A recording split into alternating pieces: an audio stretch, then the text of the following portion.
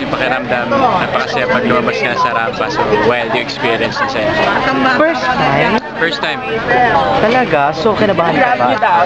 Oo, kabahan ka, pero kasama dun yung excitement na ano kaya mangyayari pag lumabas ka na sa stage.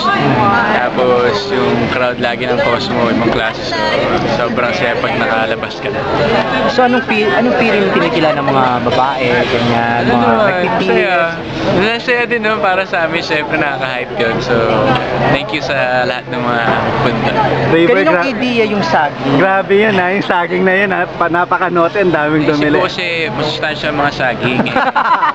Bago kong saging kanina, mahaba-haba, and maraming pwedeng ipag-sharean. So, sabi ko, share ko na lang sa audience. Ibig sabihin, idea mo talaga yung saging. At hindi ka nailang na ano, hindi ka nagdalawang isip. Sabi ko, pag ako naman gagawin, hindi talaga mahalay tingnan dahil sa itsura ko, so gagawin ko na.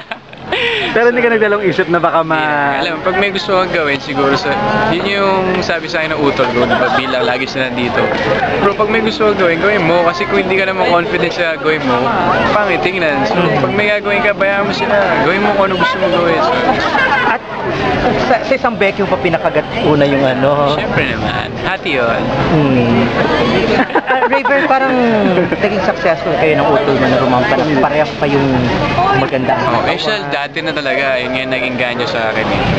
Siyempre, diet. Salamat sa coach namin, kay Coach Froilan, kasi tutok talaga siya. And hands-on. Tapos, hard work talaga. And hindi masaya yung pagda-diet, pero at least, pays off naman.